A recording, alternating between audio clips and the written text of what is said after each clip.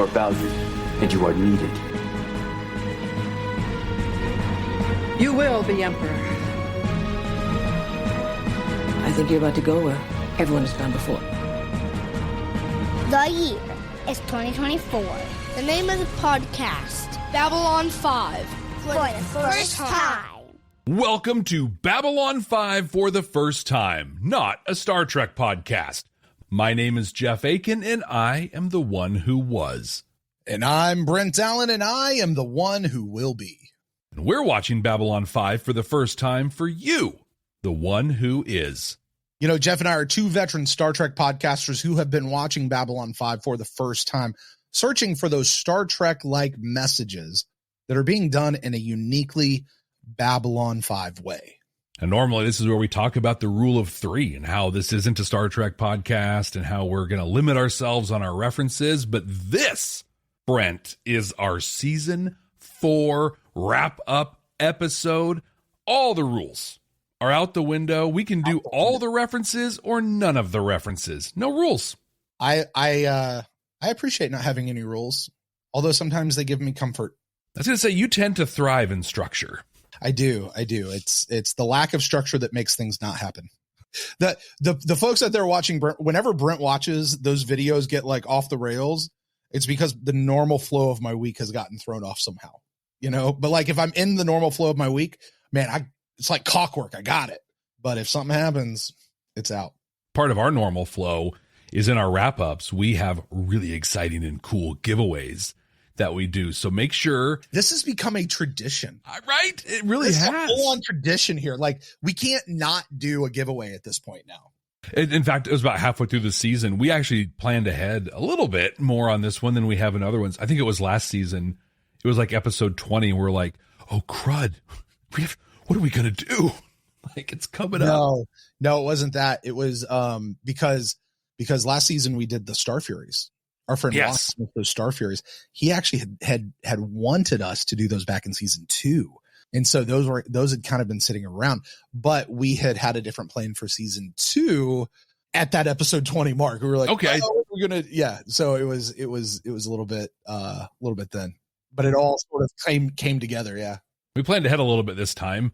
And so we're like, we got to do this really cool giveaway. It's not even a question anymore. It's just what we're going to do and how we're going to do it. So we know who our winner is. You've already been selected. What we did is anyone who is subscribed to our Patreon as of, what is today? As of Friday, you were in the thing and I ran you through a macro. And here later on in the show, we're going to let you know who won this, the Babylon 5 Encyclopedia, the complete hardcover set in one massive paper book. One massive paperback. I have messed that up so many times. In fact, I'm going to be so happy to send this to the winner just so I never have to say massive paperback again. That is a massive subtitle heading to the book. Jeff, you sure you just don't want to, let the person have it right now? We could do that. We could. Or we could just keep them on the line. Oh, yes. That's exactly what we're going to do. I feel a little mean being like, I already know who it is. Like, it's like, I got it here, but yeah, we'll let you know here in a little bit who did it. But the thing to know, right, is when we do these giveaways, we look to our Patreon, we look to our reviews. These are the thing. Don't waste time. Like, we're starting season 5. We've got 23 more episodes of this and then doing things afterwards. So we've got, just because we're coming up on the end of our first watch of Babylon 5 does not mean that we are done. Just phase 1 is coming to a close. Phase 2 is we got movies, we got autobiographies, we've got Babylon 5 for the second time, we got Stargate going on at the same time over on the other playlist. We got Mass Effect happening. We've got what else do we got? We got other stuff. Who knows what other content we may have coming out here real soon. Exactly. So tons of stuff happening. Now is as good a time of any as good of a time as any. There it is. That works. Yeah. Sorry, my hillbilly came out there for a minute. To jump into Patreon. Hey, do you know what is also now as good a time as any? What is that? Is to look back on something that we like to do every single episode, Jeff. One of the hallmarks of this show, one of the things that people love the most is when you and I make predictions. They love it when we get it right. They love it even more when we get it completely wrong. and they get to laugh at us. Now, we do a thing, if you guys have been around the show for a while, where we get to the end of an episode, we predict what the next week's episode is going to be, and then this is the spot where we look back at last week, trying to say what this week's, trying to see if we got it right. Well, we didn't have an episode for this week because it's kind of a break. It's a little bye week here for the wrap up, but we still get to play this game because all the way back in the season 3 wrap up, Jeff, we predicted what season 4 as a whole was going to be about. So why don't we look back on what you and I both said season 4 was supposed to be about, or what we thought it was going to be about? Just check in to see how close we were. So I thought there were going to be 3 overarching stories, and I was specific. We've talked about this at the latter half of this season. I get too specific in my predictions sometimes, and this was the case because I had an order that I thought things were going to happen in. So the first thing I thought that was going to happen was Babylon 5 aligning the League of Non-Aligned Worlds. I thought they were specifically going to align them under the banner of Babylon 5. Secondly, that was going to lead into the confrontation with Earth. They're going after Earth. And in that, Earth and the Shadows, their alliance would be out in the open, apparent shadow vessels flying with destroyers, the whole thing. And then after they defeated Earth in whatever way, then we'd get the outright Shadow War. And that would be the end of this season, would be the Shadow War coming up or happening. That literally sounds exactly the reverse order of how things went down in this season. Yeah, almost beat for beat, and there was no open alliance. Well, I guess there was a little bit of it with those super Omega class or super destroyers that had the shadow bits Spines. On them. Yeah, it didn't seem to make a bit of difference whatsoever. Showed up in one battle and took out a White Star. Yeah, that's you know what else didn't make a bit of difference whatsoever? Telepaths, organic tech. Yeah, we could go on. Epsilon 3. Yeah. Didn't, couple things on there. Yeah, at least. So, yeah, not so bad. What did you think season 3 was going to be about?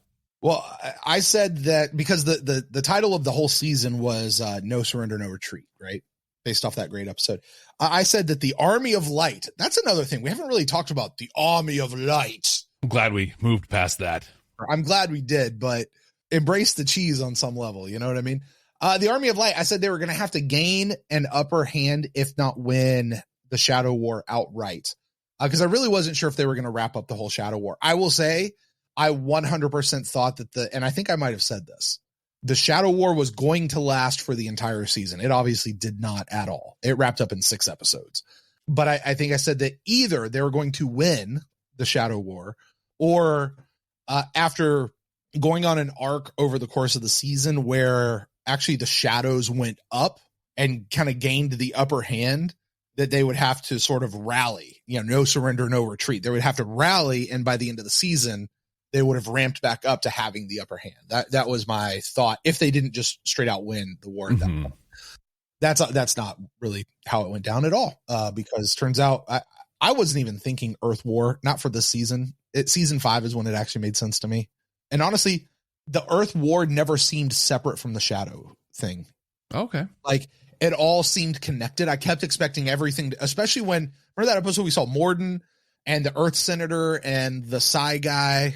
Like, I kept expecting it all just to sort of the Home Guard and Earth and Mars and the Shadows and the Vorlons and the Telepaths and Epsilon 3 and all these dangling threads that we keep hearing about, and these dangling threads that we've been told so many times never get left. They're just, they always come back. And I kept expecting it all to merge into this masterful, like, continuum, and they didn't. That doesn't mean, I don't want to be clear. That doesn't mean I don't like what we've got. It's just not what I was expecting to happen. And that's okay. Well, it occurs to me that at this moment we should go out of order a little bit on what we talked about doing. But okay. You know, a thing that the community loves to remind us of all the time? What's that?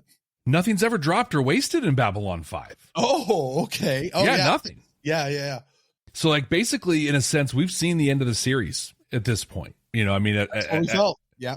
For a bunch of this season, they thought they were done.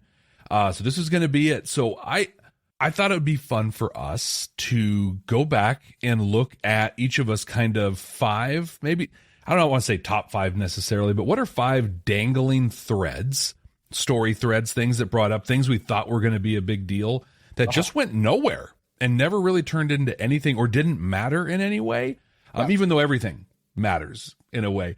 But to add to that, of those 5, which one do we have any level of confidence will get picked up in season 5? Do you want to like alternate, like go back and forth, or you want to just do like the whole list at once? Let's alternate, and then because we're going to overlap, I'm sure. I'm like, oh, that was one of mine or whatever. But yeah, let's go back and forth. Well, I'll start with one that I just mentioned a minute ago. Bureau 13 under San Diego. Right. They control that whole thing. Like it came up with the Talia Winters thing like once, and then it's done absolutely nothing. Like nothing. Now, the other thing is, so Jason Ironheart, right? Yeah. He kind of ascends. Well, we saw in the finale, like humanity ascends. Okay. Yeah. That's cool. Zero connective thread between those. Also, Lita has somehow been jacked up by the Vorlons, but there also seems to be a limit on how strong she is. So she's not there yet. So that whole Control, Bureau 13, these assets that are out there and ready to go, and like nothing. We got Abel Horn, we got Talia Winters, and those were loosely connected at best. Now, I do understand in the real world, something happened where like there was a comic book or something named Bureau 13. Okay. That overcrossed. And so JMS was like, well, we can't use that name. It could have been renamed. It could have been reshuffled, but as far as I can tell, it's just been completely dropped. No callback or anything. I think we had all those theories too. Like, was that person who was operating on Abel Horn, was that Talia's instructor? Like so many pieces that we could have picked up. It was such a dun dun dun when the person that was watching over turned out to be this person that was in control. Like it was like, oh my gosh, it was supposed to be some big reveal. I just went to nothing. Mine's a little smaller and maybe a deeper cut, but the Vendrizi in Exogenesis. Whole episode about these bug aliens, right, that like stored knowledge going back forever and ever. They observed, they knew everything, they had all the answers. They probably would have been super, super valuable when you found yourself in a war with the first ones, but not even mentioned, not brought up in any way. Yep. No, nothing whatsoever. I'm going to go way back to the beginning. Soul Hunter, that amazing episode of Soul Hunter. Oh yeah, it's really good. Like there was the Soul Hunter in season 2, and like, oh, you've got our souls or whatever. And then we saw the thing in the episode where Delenn is dreaming, and we met Ducat. We went, oh look, there's Soul Hunters over there. Oh no, somebody's about to die. We better stop. Like there was that, but yeah, anything. It's almost like they made that episode, and then way up in season 4, they're like, we should probably justify ever putting that on the airwaves. Like, people need to know this was a thing. Like, okay, if so, the Techno Mages. Mm-hmm. Yep. I understand that. Like, I love the Techno. I really want to see the Techno Mages, but I understand they were leaving. Like, we just caught them as they were passing out of town. Yeah. So the idea that we haven't come back to them makes 1,000% sense. It's disappointing, but they served their story purpose, right? We hear you. We understand. They came in the Geometry of Shadows. They basically told us everything that was going to happen to Londo from that point forward. Is cool foreshadowing. At the time, it didn't mean anything to us. And then they left. They went to try and go beyond the rim. Yeah, makes sense. And it made sense. It makes sense, but still would have loved to see it. Soul Hunters are still out there. They're still being a thing. They're still doing a deal. So Soul Hunters. Do you think those will come up in season 5? If they do, it'll be oh, hey, look at those guys. But I don't think they'll be like a key crux of turning the events or something, or they're going to get into the war. We're going to get a soul back. You know, Delenn's going to get, did we actually get Ducat's soul back? No, they never got Drux. They never got Ducat's soul. Yeah. That's what drove Murder Soul Hunter to be that. Let's go after Ducat's. Let's go get our souls back, because well, I'll hang on to that one for a second. Go ahead. All right. Kind of just said it. The Drock. Yeah. Here they are. And yeah, there's a war with them maybe in the future. This is my pick, by the way, for what will show up in season 5. Sure. But, I mean, nothing there. I mentioned it a few minutes ago. Epsilon 3. The Great Machine. There was a point when Drawl said, the resources of my planet are now at your disposal. And at one point, Vonova or someone said, hey, do we want to use draw? And Sheridan said, no, I want to save that. And where are we? They did use Epsilon 3 to blast out Ivanova's voice of resistance. Okay. Their transmitter. Great. They've got a cool battery. Awesome.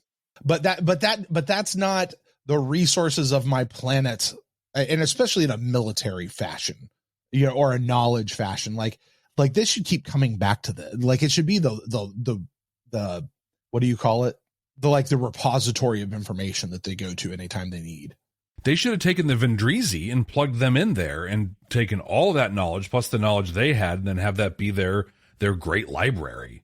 So I hope we see more drawl. I hope something happens. It also occurred to me, they kept talking about getting the League to stand guard over the station or whatnot. Mm-hmm.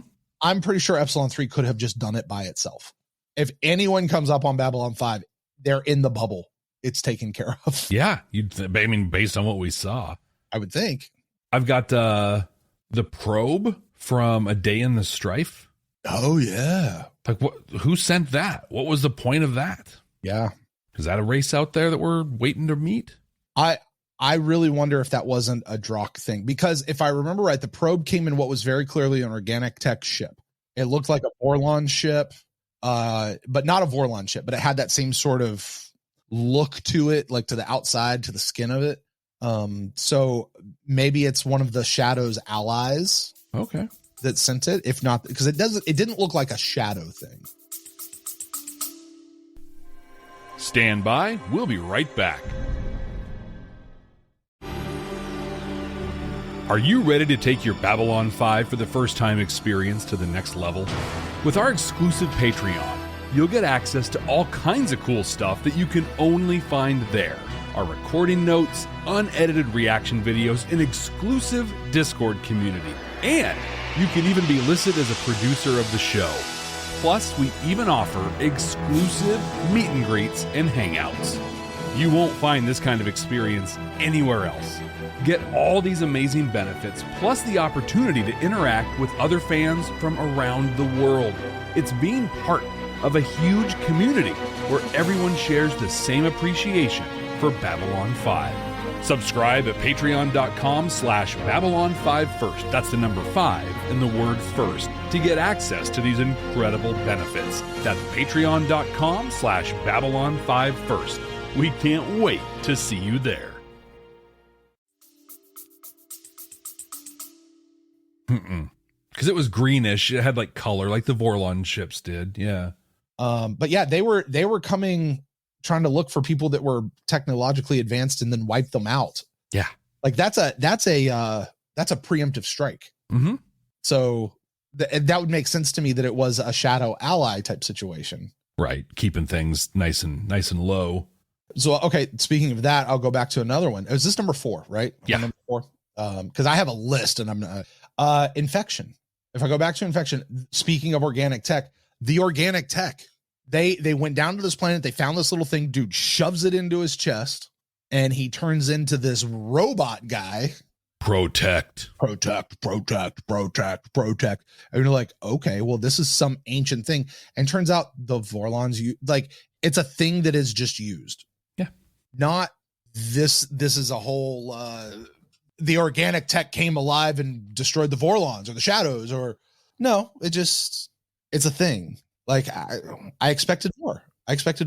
Honestly. It came up a lot. Oh my gosh, they've got organic tech. Earth Force comes in. We're taking that. That's organic tech. That's a big thing. And also people going after organic tech, but you can't because it's AI and it's going to eat you.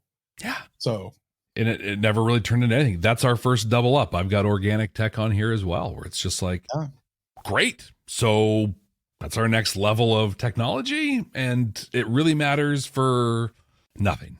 Mm-hmm.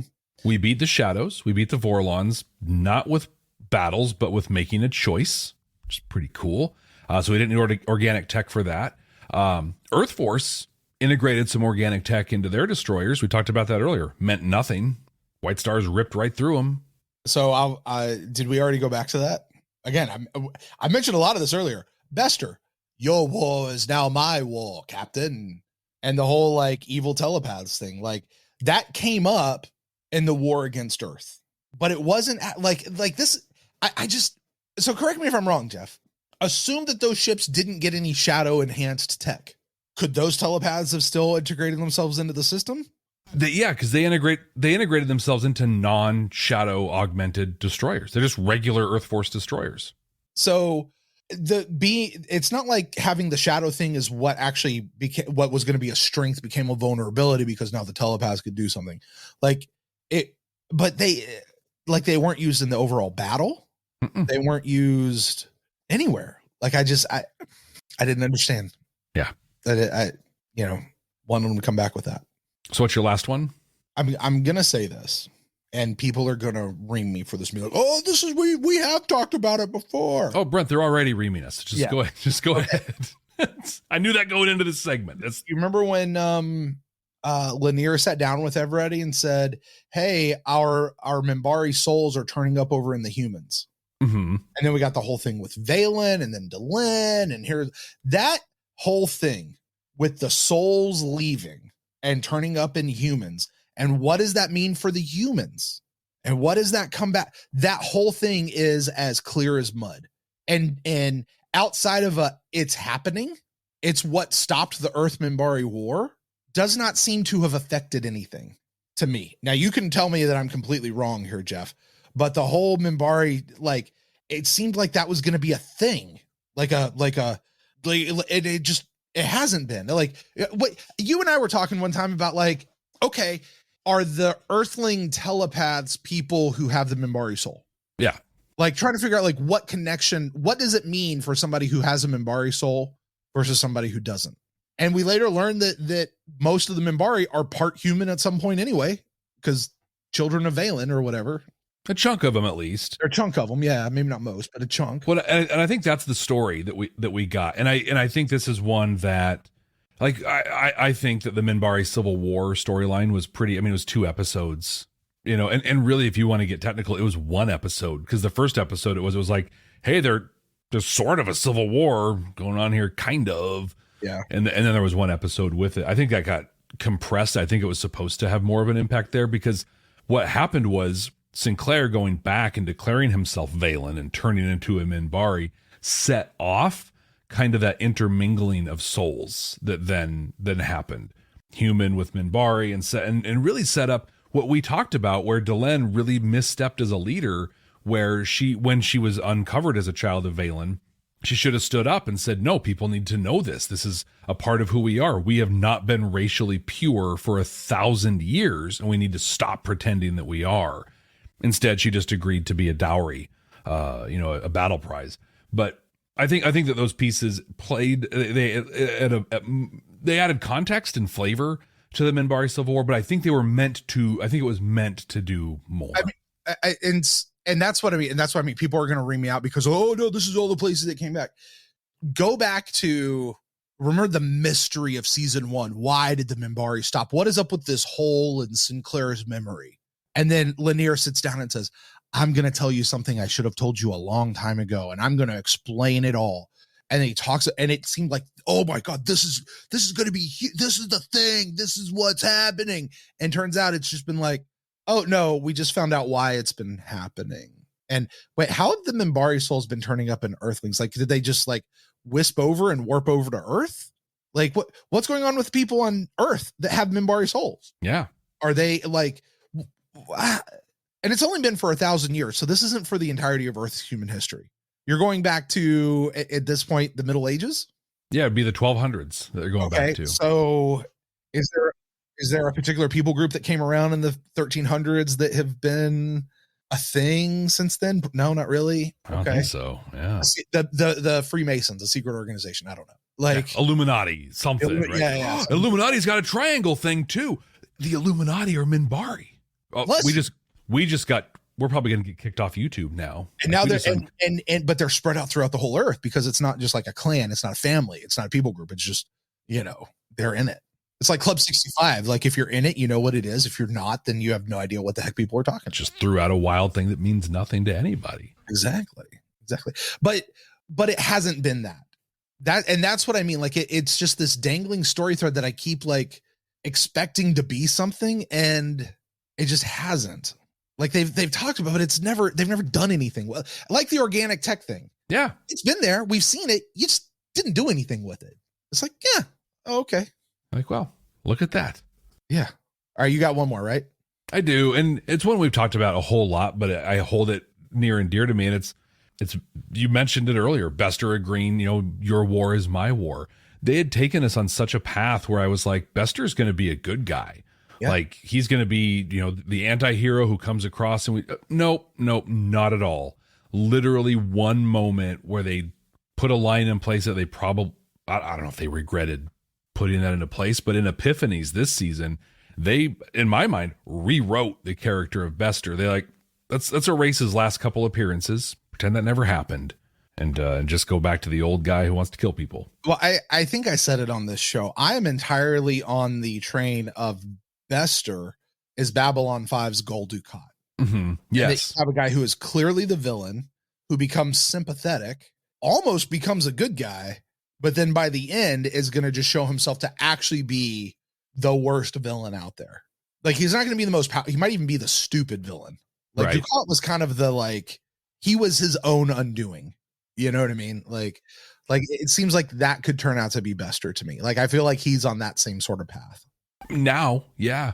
I think so. I think and I would feel better about that if he declared that your enemy is my enemy and then anything came from that. Anything. But the only thing that even remotely came from it is he used his influence with the shadows to abduct Garibaldi, to then use him to take down the Babylon 5. At no point did he do anything to battle the shadows. Well, and the only other time it came back up was when he showed up to Sheridan when Sheridan was doing the questioning thing and was like, did you kill my girl? Because if you did, I'm going to hurt you. Mm-hmm. Oh, no, you didn't? Okay, cool. Yeah, here's other threats completely unrelated to that then. So. Yeah. Yeah. I was like, okay, sure, I guess. Well, I feel like we just spent a lot of time saying some pretty negative things about Babylon 5 that negative, but I mean, please understand, we have seen 4 seasons of this whole thing. We don't know what's coming. We've been promised a lot. And at this point, we just talked about 9 things between the two of us that tell us we're wrong, right? Like, I mean, because can I add something to that too, Jeff? Yeah. A lot of us, I think, picking on this is because of something that we were told by the fans out there, people who know more than we do. We were assured how many times nothing is left dangling. Everything is for a purpose. Mm-hmm. It all comes back. Now, you and I have also watched the comments over the last, how long has it been now? 2.5 years, almost 3 years. Right. This show. And people are like, oh, well, maybe not everything comes back. And you're like, okay. So, yeah. And because I don't want JMS to listen to this one day and be like, yeah, I didn't say that was all going to come back. I never said that it was all going to, that's something you guys picked up from out there. So, am I blaming all the listeners out there? Yes, I am. There you go. There you go. In a loving, teasing Big Brother kind of a way. Well, to take that a little bit, that's, I don't want to say that's what, well, it definitely influenced season 2 for us. Yeah. Wow, people, oh my gosh, you're finally through season 1. One person told me, like, you have 86 episodes that are perfect from this point forward. And Evan said, I'm like, really? Every single one? Like, come on. Right. And between that, things like this, and you're right, that people have been, for the most part, very gracious, where they're just like, okay, you're right, so maybe a little bit. I've said it before, I'll say it again. The glasses of nostalgia are very strong. Yeah. And we don't have those. No, coming into this. So this is kind of where we are. Yeah. And our job here is to document and record the experiences of a first watch. Yeah. Not the experiences of people who've gone through, who just gush over the show. And that includes the good, the bad, the ups, the downs, the question marks, the I don't get it.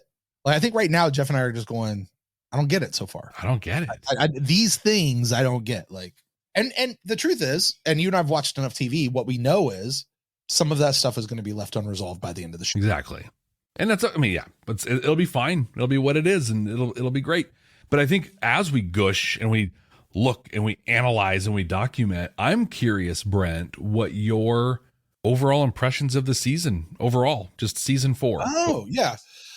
This was the thing that we were going to do earlier when we went out of order. Uh-huh. Yeah. You see, this is what happens when my my sense of stuff gets thrown off. I'm like, I don't know what I'm doing now. Season 4, here we go. When I think of season 4, I'm going to think of it in 4 parts. Season 4, 4 parts. The first is there's this first 6 episodes, and all 4, by the way, felt very like radically different to me. There's that first 6 episodes where we saw Cartagia and Lorien, and suddenly this felt like we were diving into Lord of the Rings, ripping off Lord of the Rings, right? It was also the end of the Shadow War. The Vorlons turned evil, which who saw that coming? Like, oh my gosh. It was absolutely fantastic. It was amazing. It was the one episode that ended the Shadow War, Jeff, I'm telling you, and Babylon 5's had a couple of these, like a handful. It was one of the best hours of television I've ever seen in my life. Yeah. It was so beautifully done. And then there was this lull after that of like 7 or 8 episodes.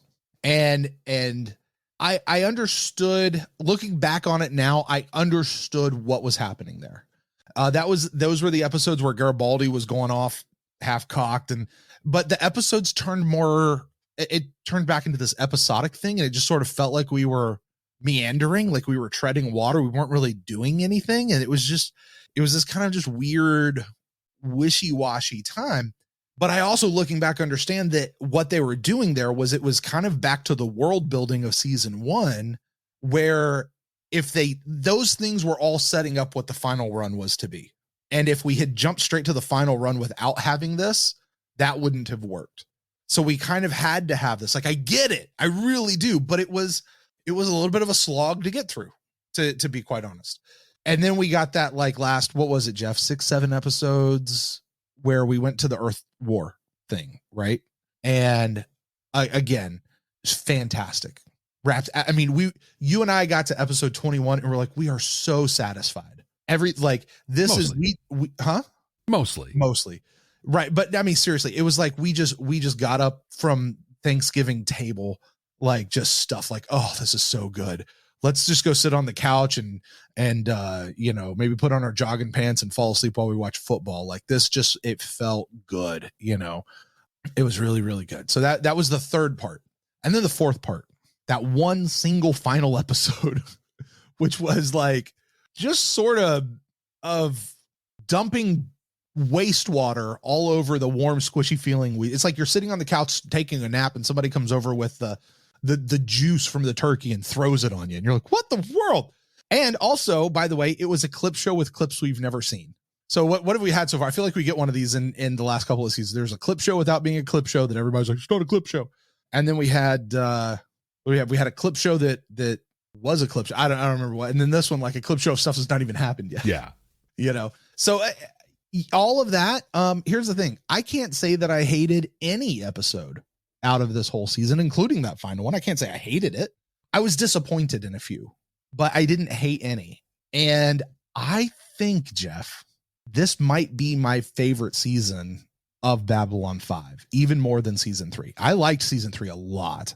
Wow. I think I might like this one more just because we got the conclusion of the Vorlon Shadows. We got the conclusion of the Earth Civil War. We got the Minbari Civil War. Like, we got conclusions, we got things wrapped up.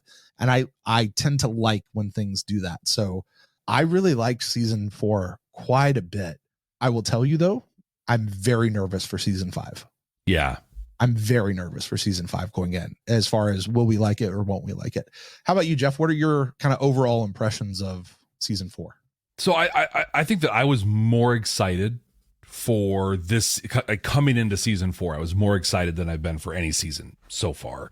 And it started off amazing. Like, it was so good. We literally, like, there were nights we literally got done recording and like I shut down our recording and then I turned over and I set up my reaction video because I'm like, I'm going to watch this right now. Like, I can't wait to do this. There were surprises. It was exciting. We had met new people like Cartagia and Lorien that were, Cartagia is a terrible person, but I loved him as a character. But we talked about this a lot, and this is going to sound negative at first, I think, but it's not intended to be negative. This season was the payoff for things that had been seeded in previous seasons. So at a high level, we knew it was coming. right? I bet our hit to miss ratio was probably on our predictions was a lot higher this season than other ones, at least at a high level. This season was very telegraphed. Like from episode to episode, it's like, it can't be anything but this. Yeah. And that's not a bad thing. I mean, it's the effect of great writing, right? That we knew these things were coming. We connected some really disparate dots because the writing was good enough that you could see the pieces were there. Yeah, Jeff, if I may interject, because I remember you and I having this conversation this season of what it means as a writing, it's just the brilliance of JMS's writing, where you set people's expectations to something, you tell them what's getting ready to happen, and then you do it. Like, you actually pay it off. And there's this tendency to want to subvert expectations and like it's going to blow people's minds. And what I find, honestly, is when you do that, it actually just pisses people off. Yeah.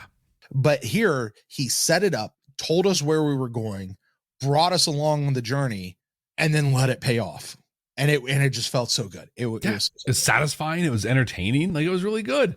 To me, the big like whoa in this season was the Vorlons. Like, having them become the bad guys.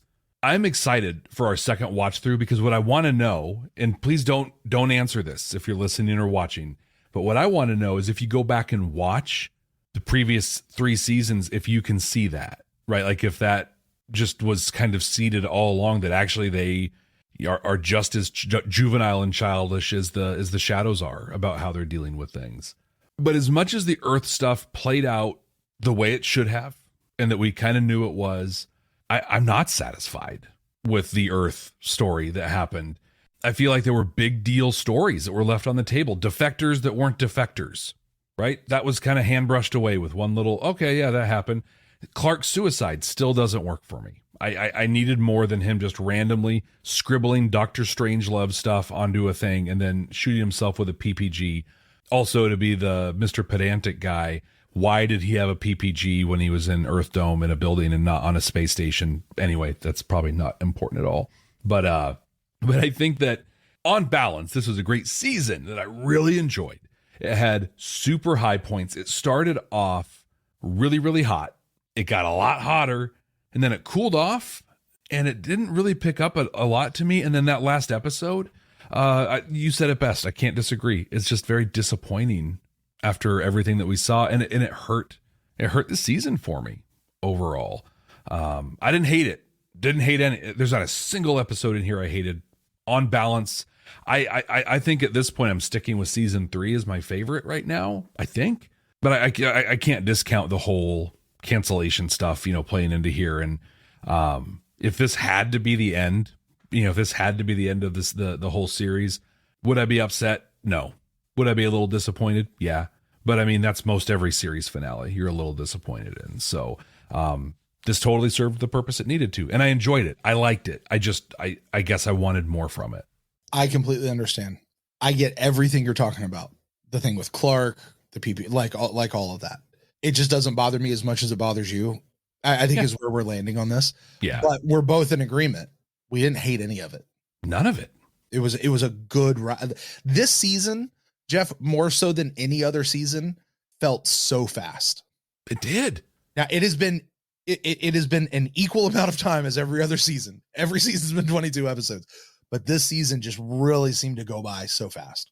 Well, I think we were talking even last week about how we couldn't believe we were at the end of the season, but also like the Shadow Vorlon stuff, the Cartagia stuff feels like it was years ago. Yeah. But when I was getting my notes ready for this conversation on the wrap up, I was like, it feels like it was a couple weeks ago. Like it's all so recent. The whole Jakar storyline with all very recent. It was so quick. It moved very quickly. And that's a hallmark to great storytelling, period. Just really great writing and great storytelling. It just goes to show how much he packed in to one season. Yeah.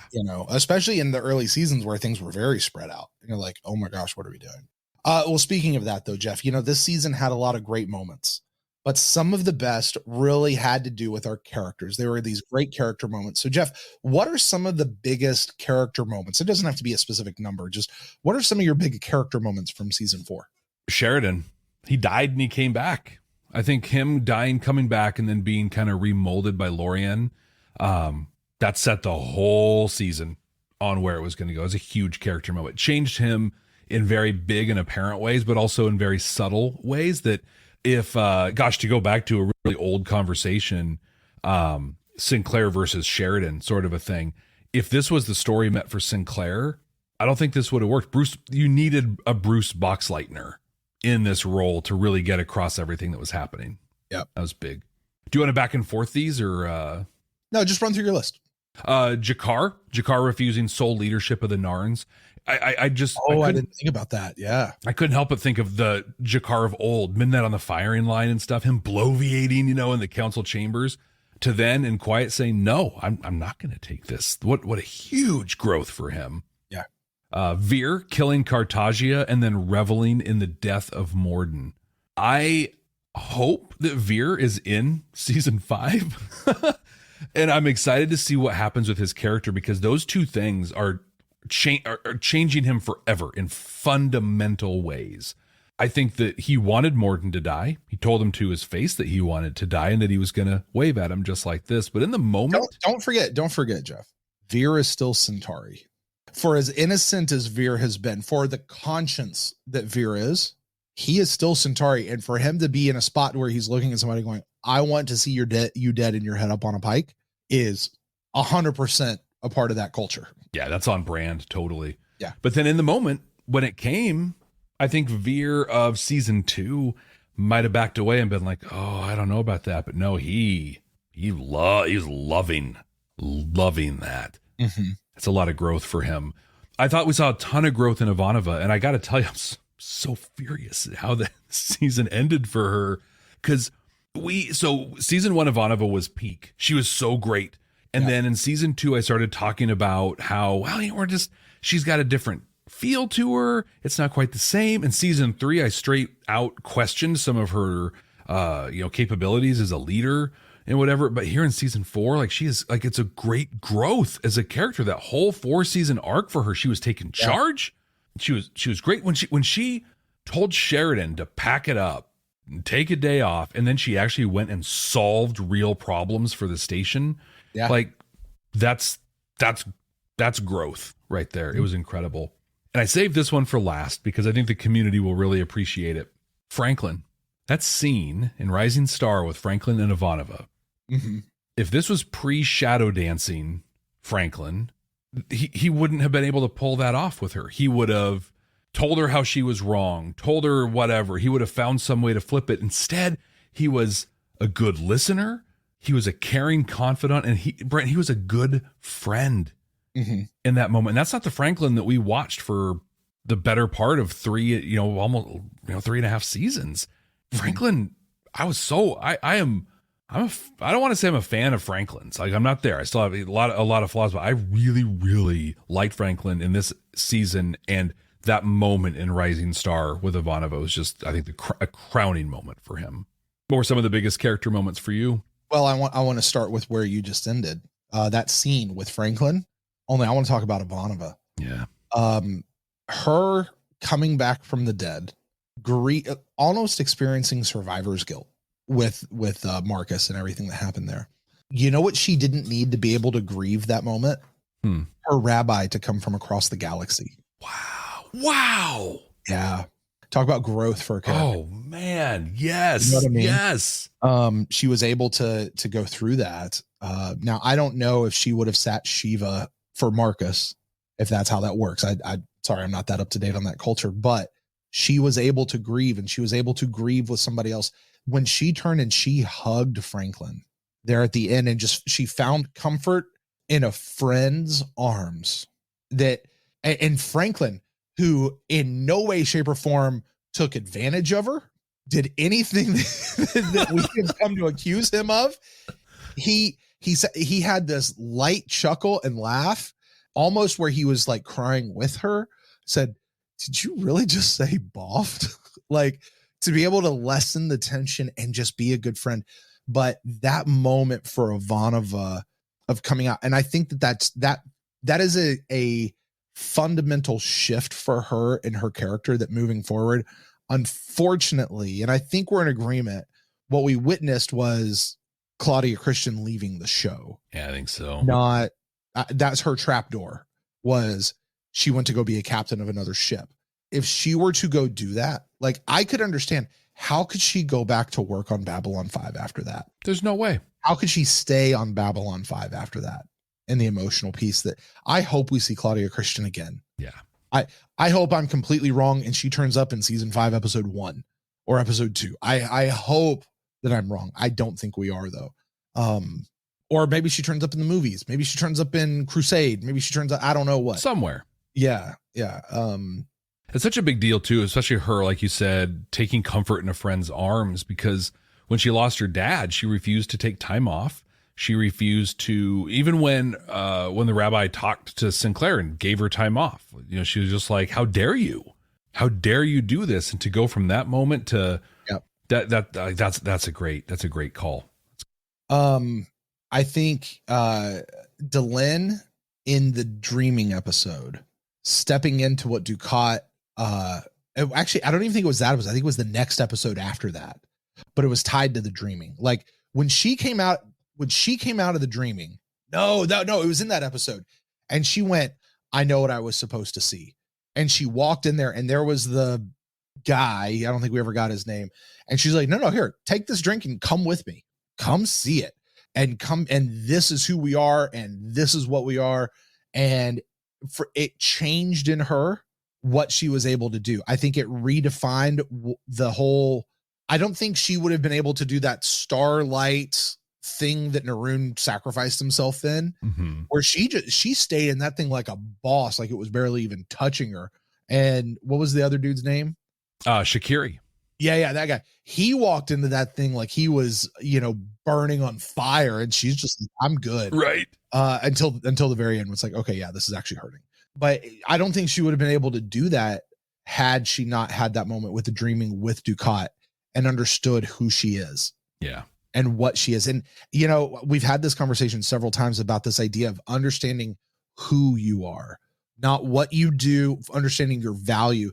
Delenn found her value in who she is, not in being Minbari, not in any of that stuff. And it allowed her to move forward in a new way. And I just thought that was huge for her character.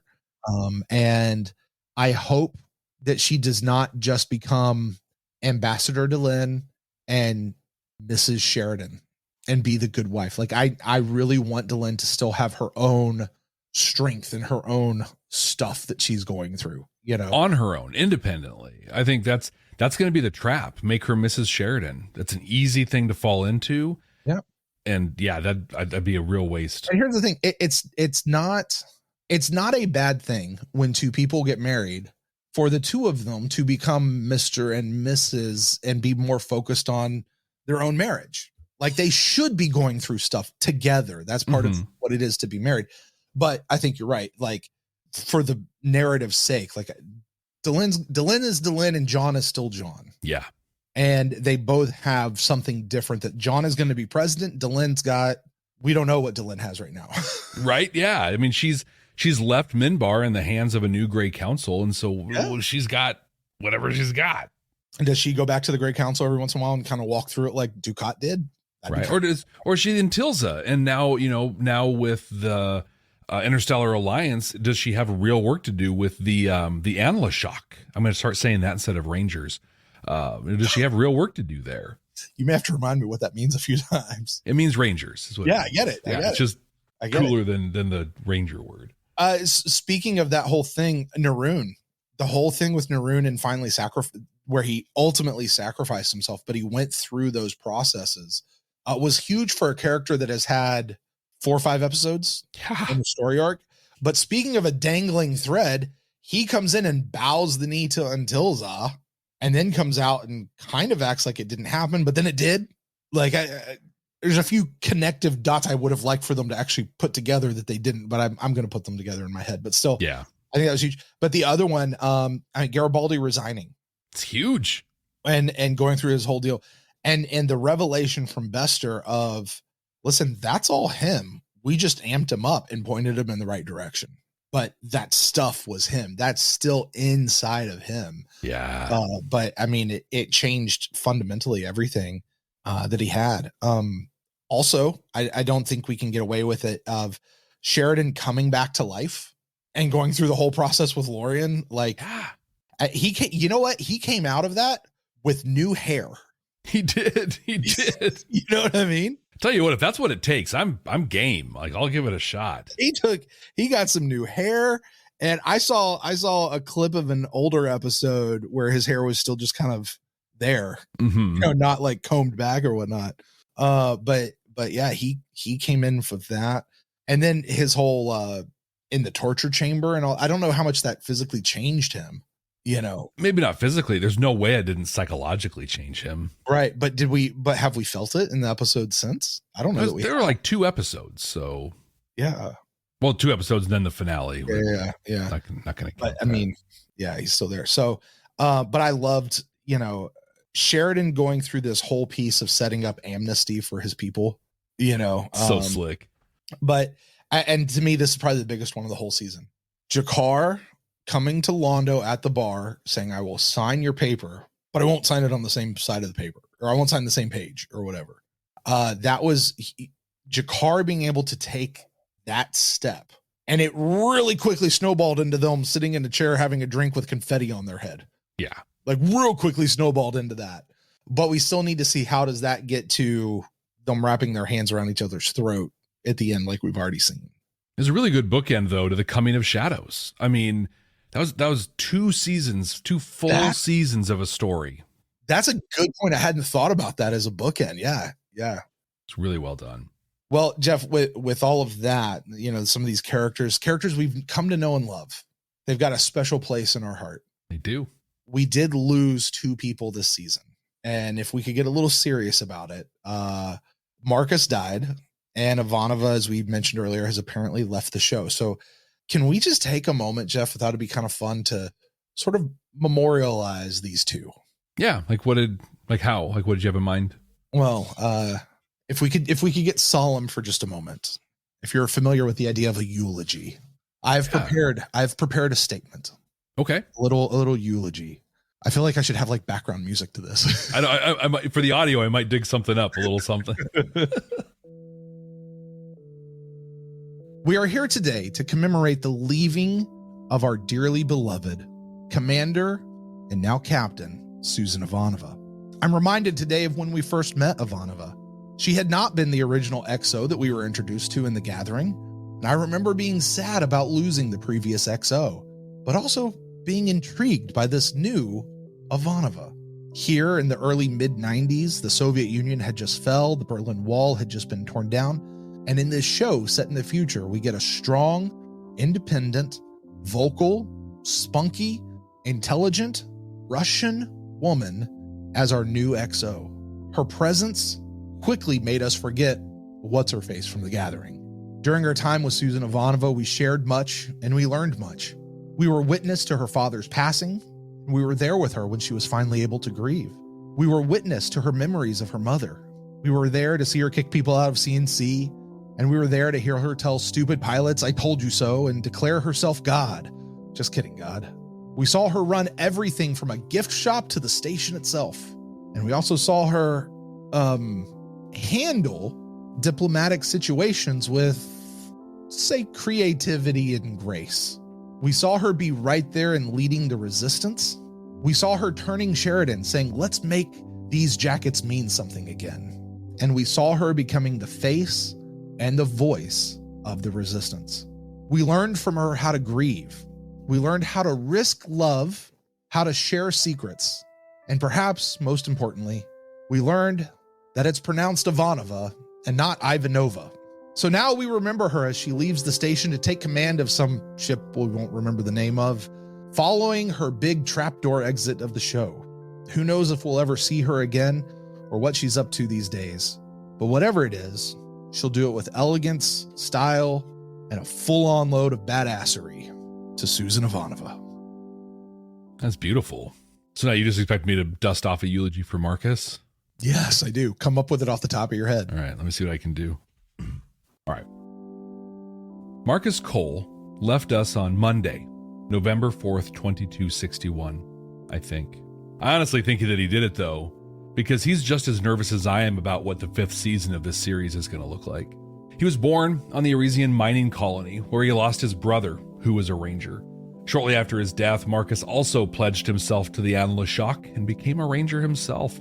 He came to Babylon 5 to get help for a ranger training facility on Zagros 7. He helped Sheridan get comfortable with the new White Star. He stood at Ivanova's side when she went toe-to-toe with the Tiki Party First Ones. He fought and almost died to uplift Delenn as the Intilza, and he fought his way into our hearts. Marcus was friendly to many, but truly friend to few. One of the fortunate few was our friend, sitting right over there, Stephen Franklin. They went on many adventures, meeting bugs we never heard about again, arguing about breaking King Arthur's heart, and eventually coming together in the honeymoon suite at the Red Planet Hotel. But maybe his most important relationship was the one that never came to be, that reached its most full potential without a moment to enjoy it. That relationship was with Susan Ivanova. The moment that she tossed a bouquet of Corwin-gifted roses at him, he had given her his heart. He spent the next year building a stronger connection with her, but never having the courage to put himself out there. That is, until he found that courage.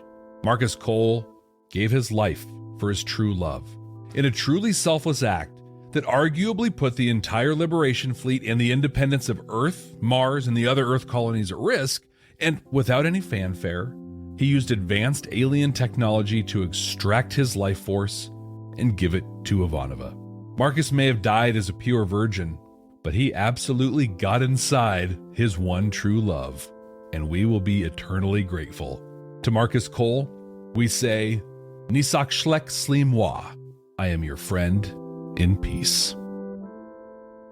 You just came up with that off the top of your head. Yeah, I figured I'd just give it a shot. That's why I got the date wrong, right? So, I mean, I'm sure I wasn't exact on a lot of things, but... You brought up something there that I hadn't thought about until this moment. Marcus, told us he was a full-on virgin going in. He was saving himself for the one true love. Mm-hmm. That kind of recolors Ivanova sitting there going, the least I could have done was boffed him. Right?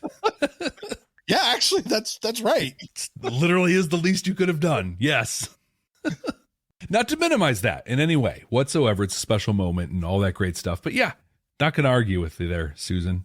All right, Jeff. Well, listen, I think we have come to the part of the show that everyone has been waiting for. The giveaway. Not yet. Okay. Well, Jeff, I think we've come to the part. It's coming soon, though. It's coming soon. I think we've come to the part of the show where everyone has been waiting for. This is the part where we review the 100% objective, definitive, immutable ranking of all the episodes of season 4. Now, we're going to do this like we did in season 3 because we thought that worked out really well, way better than season 1. Or 2. Yeah, 2. It took forever. We're going to do this white elephant style. So here's the deal. We're going to run through the episodes. We'll go from 22 all the way up to 1 of how we have them ranked right now. Each of us only gets 3 moves. When you move one, the other person can choose to leave it there, or they can move it again. They can steal it. But once it has been moved a second time, there is no more movement. It is locked in. The only way it moves from there is if you put things above or below it, but you can't touch that episode. So, Jeff, since this is the definitive, immutable, objective, 100% completely accurate, I don't expect there to be too many movements. We'll see on this one. But right now, why don't we take a look as we go through this at our episodes? So what I have here is a list on our YouTube. You can see all 22 episodes in our current ranking. If you're on the audio, we'll do our best to lead you through, and I'll read the ranking here in a moment, but you can go to our YouTube and see this as well. As we make changes, we'll make them in real time. But starting at the bottom, 22 episodes. In 22nd place, we have Epiphanies. 21, The Deconstruction of Falling Stars. Racing Mars. Lines of Communication. Falling Toward Apotheosis. 17, The Illusion of Truth. Conflicts of Interest. The Hour of the Wolf. The Exercise of Vital Powers. The Summoning, and rounding out the bottom half of the rankings, Rumors, Bargains, and Lies. At number 11, we have Moments of Transition. And then our top 10, Whatever Happened to Mr. Garibaldi, The Face of the Enemy, Between the Darkness and the Light, Endgame, Atonement, and then our top 5, The Long Night, No Surrender, No Retreat, Intersections in Real Time, Rising Star, and Into the Fire. Brent, do you want to offer the first change? Well, we're going to look at Epiphanies. Epiphanies was as I'm looking at it, there was the first episode after the Vorlon Shadow War saga ended. Yes. And I don't actually remember what happened in that one a lot, but I'm looking at my note, and my note immediately says it was a weird episode. Things were very disjointed, and it felt more like episode 1 of a new season. Lots of world building. Like I said earlier, I understand why they had to go to this, but coming right off of that Into the Shadow of Vorlon thing, this was such a jarring shift. I'm going to leave it right where it is. Oh, I'm not moving it at all. Okay. When I came into this ranking, Brent, I had no intention of moving any episode. I feel like we have a good ranking, and I feel like, gosh, we said this for every rank. You put it in bags, shake them up, and outside of maybe the top 5, like they're all great. Fair. Yep. There's our definitive and objective ranking of season 2, and I'm ending the screen share for my editing in 3, 2, 1. All right, Jeff. Well, we have done the ranking. The list is locked. It is fully immutable. It is 100% correct and accurate. And even if in game's in the top 5, which it belongs there. So, Jeff, you know what time it is? It's time to do the giveaway. It is right after this next segment. Oh, okay. Well, I guess with that segment then, Jeff, it is that time of the season. It's that time of the show where it's time to boil it all down and see if it has any of that Star Trek quality to it. Are there any deep moral messages? Is it holding up a mirror to society? Is it giving us hope that we could be better in the future? And does it deliver that message in its own unique Babylon 5 way? So, Jeff, you get to do this on the entire season as a whole, of ranking this on a scale of 0 to 5 Delta Furies to see how strong the message was and how Babylon 5 was it. I do, but because this is our wrap up, if you vehemently disagree, you don't only stump, but we can push a little harder on the ranking. But I would say that the themes in this one are pretty apparent, right? Power and purpose, as well as community and diversity. These were the themes that led us really through all of this. We saw the explorations of power and the costs of that power in G'Kar and Delenn, but for the most part, but we also saw it in Sheridan quite a bit in a very different way. The purpose and what you do with your power was explored through the Shadows and the Vorlons, right? And how they lost sight of their purpose, essentially. But we saw it in the others as well. We saw the cost of the power and what you do with that power in Londo. We saw it in Delenn. We saw it in Naroon. We even saw it in Shakiri as well. Everything culminated in the thing that was so important that multiple characters brought it up multiple times in multiple settings, and that is the power of humanity is in building diverse communities. These were strong themes. And I want to talk a little bit about how they were delivered in a Babylon 5 way, right? G'Kar lost his eye to show us the cost of power in doing things. He lost more than his eye, really. Delenn and Naroon and Sheridan sacrificed themselves. Now, Delenn sacrificed herself but was pulled out. Sheridan sacrificed himself but was able to come back. Naroon fully sacrificed himself. Huge cost, huge questions on how we did these things. We saw the cost of power in Clark, right? And how it literally cost him everything. Not only did he lose his life, but everything that he had visualized and saw for Earth was gone. The thing is, though, that the delivery of these themes wasn't necessarily smooth throughout the season. There were some hiccups. There was the lull. I think if we looked at the season on balance, this probably had more 5 Delta Fury episodes than other seasons, but also had a lot of no Delta Fury, or Delta episodes compared to other seasons. And I think that a lot of the message were honestly, they were undercut in the season finale, when we learned that also humanity destroys and leaves communities behind as much as we build them up. We learned that power does drive people to do terrible things, and those purposes can often be very selfish and come from places of scarcity. So I'm going to give this one 3.5 Delta Furies. Jeff, I want to challenge you with something. Okay. So something I've been thinking about lately. Tell me what you think. Let's discuss this live on air. Yeah. Okay. The whole premise of the show, You and I are two veteran Star Trek podcasters looking for Star Trek-like messages in Babylon 5. 4 seasons we've been doing that. And we have been on a bit of a journey, as the show has been on a journey. And we started really looking for Star Trek messages that are within Babylon. How is Babylon 5 doing what Star Trek does? Right. And then somewhere, I think about the middle of season 2, and we just did deltas, right? And then season 2, we're like, yeah, but Babylon 5 kind of is its own thing. It's not really Star Trek. And, you know, how much are we enjoying the episode? So we added in Starfuries. Mm-hmm.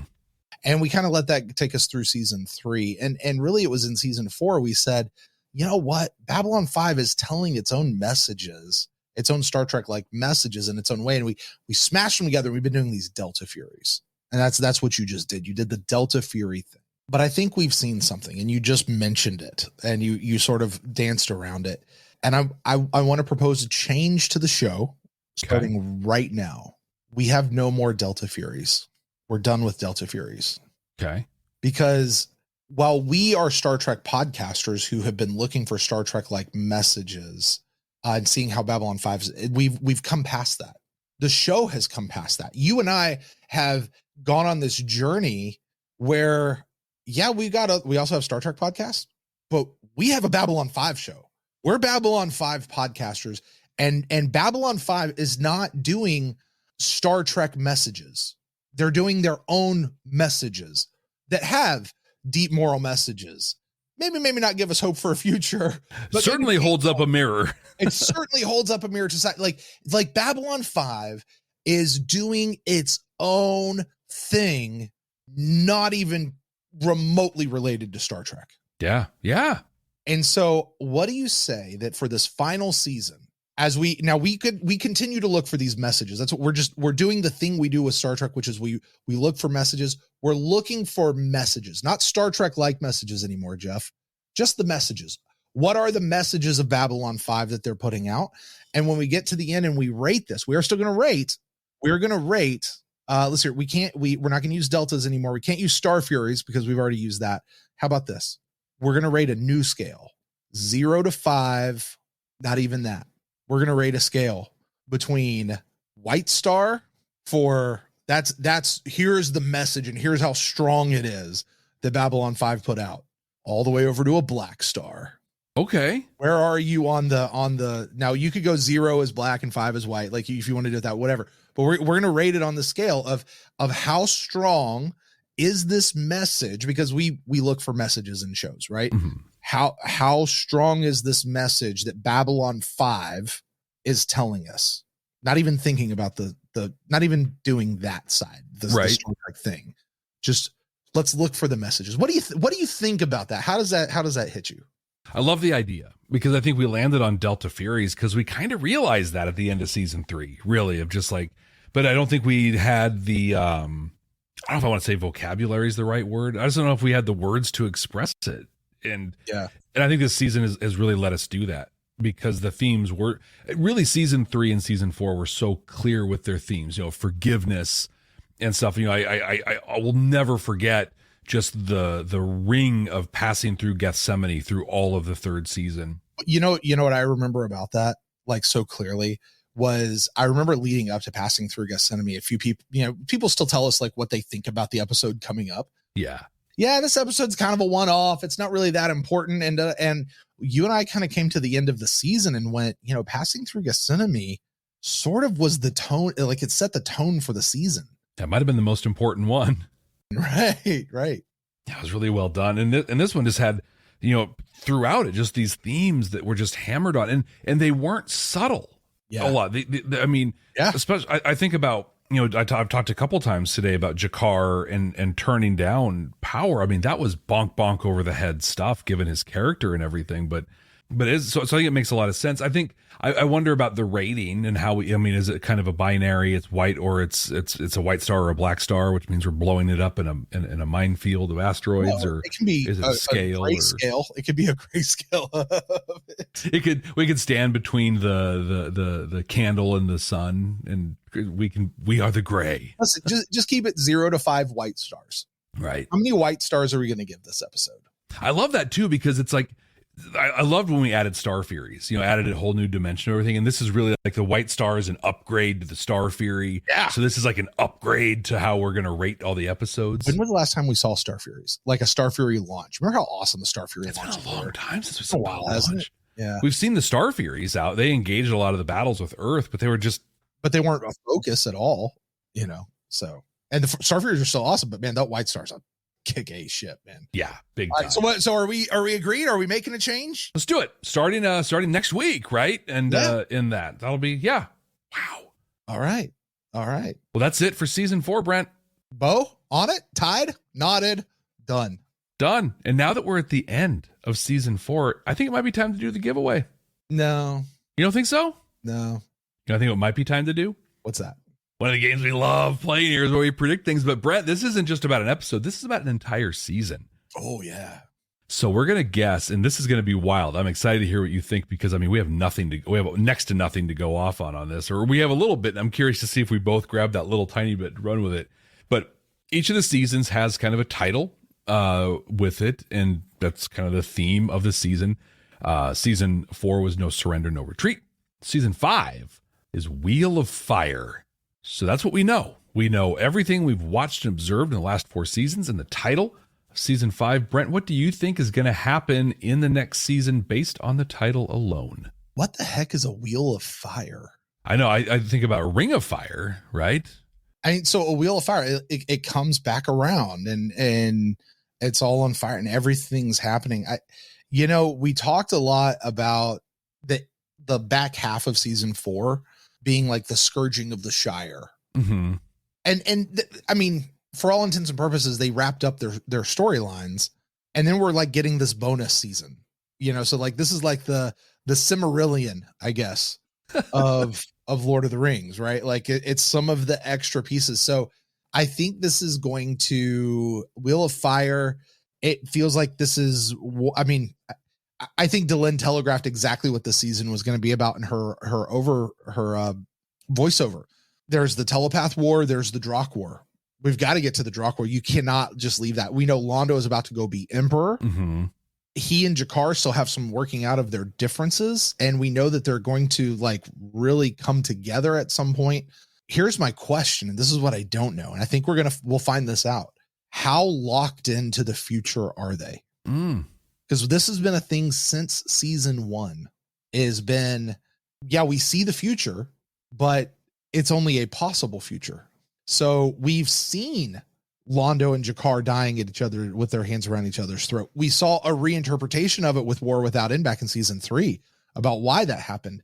Is it possible we get to the end of season 4 and Londo and Jakar make it out both alive without the thing on his neck? Oh, wow. And Londo having to pretend to be really mad at Sheridan and have Sheridan locked up in a dungeon cell and, all this weird stuff. Like we still have that. Hey, by the way, speaking of a dangling thread, something we've never come back to? What's that? And given how important it was and how much emphasis everybody put on it way back then, they haven't talked about it once. The Centauri eye thingy back from season 1 in Signs and Portents. The artifact, right? That thing, yeah. That Q2 brought in and somebody stole it, and then Morden brought it back, and that's what made them all happy. And this eye is a symbol of they got eyes on their neck or whatever. So this Centauri eye thing I think's got to come back as well. But I think this is where we're going, is we're going to see the telepath and Drock war. It's just going to show us that just because things were wrapped up in the main storylines that we've been following, that doesn't mean that everything's peachy keen for the rest of time. Okay. The Wheel of Fire always turns. There's always, and that's life, right?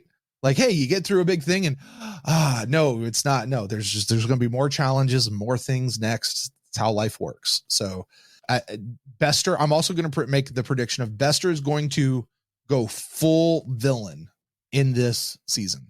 He will be the bad guy because he's always been a bad guy. What do you think, Jeff? Those are my overarching ideas. Well, I think to pull a phrase that some will get, the wheel weaves as the wheel wills, and it keeps on going. So I think that a lot of what we are going to see was, like you said, was already kind of spelled out for us. We're going to see the Interstellar Alliance be tested, right? It's going to be establishing itself. It's going to be tested. I think here I go being a little more specific than I probably should be, but I think that the first thing we'll see is the kickoff and then into the telepath war. So that'll be the first test of the alliance. But as it's starting to resolve, either as it's starting to resolve or as it's starting to really ramp up, the Drakh are going to become a common concern. And we're going to get a moment where a war ends because once again, we have to focus on a common enemy. So the Drakh are going to reunite and kind of give a reason for the telepath war ending. That's going to help strengthen the Interstellar Alliance. And then they're going to have to come together towards a common goal. But I think the Drakh war is going to go not great for everyone. It'll end, but it's going to take us close to the end of the season. And in fact, I think the season is going to specifically end. I love that you brought up signs and portents. I was smiling when you were talking about it because I have a callback to signs and portents in my prediction as well. Oh yeah. And that is that Babylon 5 will blow up. It'll be destroyed. We'll get that fulfillment of Lady Ladira's prophecy, but it's not really going to matter because we're going to have moved beyond the need for like that neutral space station. It's not going to be the value add that it was. The Interstellar Alliance will be bigger than just a station at that point, and we will have moved beyond our need for it. And the season will end with the station is blown up, but we're going to progress and we're gonna be okay because the Interstellar Alliance is whole and everything's going to be great until about 500 years from now when Earth decides to blow itself up again. And now that we've talked about these, Brent, we're watching an episode next week. Oh, this is I've always forget about this. This is double prediction.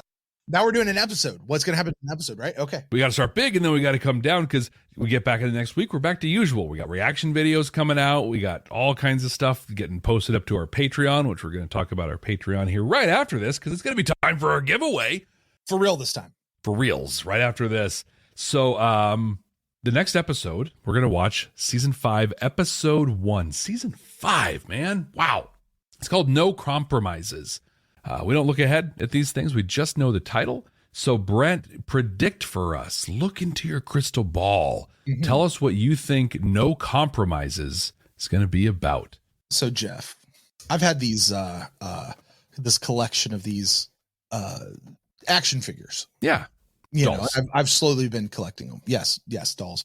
It's not on the back of this particular box, but there is a character that a doll exists for, like an action figure exists for, that we have never met yet. We have yet to meet. I want to say the name is something like Lockley. That's the name they dropped in Deconstruction of Falling Stars. Sheridan mentioned Captain Lockley. Okay, so I think this, with Ivanova now gone, this has nothing to do with the name. With Ivanova now gone, Sheridan is now promoted to the president of the Interstellar Alliance. Babylon 5 is still under Earth control and is still Earth's thing. I think Commander Lockley is our new commander on the station, and we're going to meet her. Okay. That's my guess. A lot of people, it's a spoiler. It's a spoiler. I've literally had zero context for who she is. I'm making a complete guess right now. I think it's a really educated guess. Well, I'm positive that's the name Sheridan said. It was when they were showing the start of the telepath war stuff and Garibaldi was in the room. And Sheridan was on a screen saying, we do not negotiate with terrorists. And he mentioned a Captain Lockley in that scene. Well, there you go. So I think this is an episode that, like, it's the start of a new season. They didn't expect to have this season.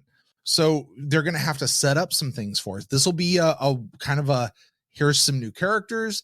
Here's some new world building we've got to set you up for in order to move forward down the line. Londo's got to leave to go become emperor here soon. I don't know that happens in this episode. The telepaths, do we start getting, didn't they tell us in Deconstruction Falling Stars that they allowed a group of telepaths to live on the station? Yeah, some rogue telepaths. So, I mean, I don't know that happens in this episode, but you know what that reminds me of? His brother Theo and his people talk about something that they just dropped. Yeah. Like, are they on the station? Did they leave? Did they go home? They're just not there. They have never mentioned them again, as awesome as those guys are. Anyway. So yeah, I think this is all about, you remember when we got Sheridan, when he came in as a new thing? Mm-hmm. The whole episode was about him. I think that's this episode, only with this Commander Lockley, who I'm saying is the new commander of Babylon 5. Okay. That's my guess. Which, by the way, I would make that guess without being able to know that that's her. I would just say, we got to have a new commander of the station. We're going to get to know that person. I'm just drawing conclusions here. Yeah. You got a name to work with. Yeah. It's reconfirmed by what you just said about From Deconstruction of All Stars. I missed that name altogether. Yeah, I didn't connect it. Like I recognized the name. I didn't put it in my prediction, prep or anything. Like, oh, it's gonna be Lock. I didn't know exactly when the time frame was going to work or whatever, but that name was like, oh, okay. Yeah. I think we're going to get a very new Babylon 5. We're going to have TNT money and TNT production values coming into this thing. The new captain, new XO. And I think there's going to be a conflict, just like when Sheridan came on board, right? The Trigati came through, the jump gate. And so we had that conflict to kind of work with. I think it's going to be a telepath, really, because we're moving into the telepath war. So something telepath related is going to come on, and that's going to give the new captain and XO a chance to kind of establish themselves a little bit. But I think the no compromises piece is going to come with Sheridan. Sheridan has to establish himself as president. He's got to put together his cabinet or his advisors or whatever. And we're going to see more of this hardline Sheridan that we came to see in dealing with Earth and the Shadows and Vorlons before. Like, he's not going to compromise, and there's going to be conflict between him and Earth. Not like conflict, but just, negotiating things. They're going to see things differently. I really see this being the beginning of something I think is going to come earlier in this season, but in future episodes of negotiating for Babylon 5 to belong to the Interstellar Alliance and not to Earth Force. But we're going to find out right here next week. Hey, thank you everybody so much for joining us for this. Don't forget to subscribe wherever you're watching or listening. Leave us a rating, a review. Jeff, stop the presses. Oh my gosh, I told Jeff, how could you? This whole time. How could you, man? How could you? It's time. And I don't know how long we've stretched this out almost 2 hours as it is. But here it is, the Babylon 5 Encyclopedia. All you had to do to enter to win this bad boy was be a patron. And so we went to our Patreon. I pulled a list of current subscribers. I plugged it into a spreadsheet. I hit give me a random one. And so this is going to one of our Narn subscribers.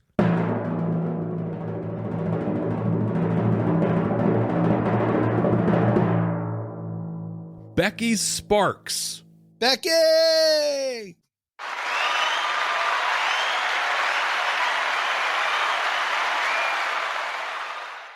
Becky Sparks, you are now I hope, proud owner of this Babylon 5 Encyclopedia. I'm going to give it one more shot. The complete hardcover set in one mace. It's going to be yours, Becky. I'm done saying it. It's going to be yours. Listen, just we're on Patreon, right? So send us a message, or you can email us at Babylon5first, the number 5, the word first, at gmail.com. We'll get your shipping information. I'll get this in the mail to you. So congratulations, Becky. Good job, Becky. And thanks for being a supporter for us on Patreon. And to everyone who has joined us on Patreon, you guys are awesome. You rock. We hope you guys are getting lots of value out of your commitments over there, and you guys are just enjoying all the extra exclusive content that we get for you guys out there. Totally means the world to us. So for real this time, until next time, thank you for joining us. Don't forget to subscribe. Brent, what? Yeah. Hey, what's up? I spy with my little eye something that starts with B. And that's when I shot him, Your Honor. I mean, we're not some deep space franchise. This station is about something.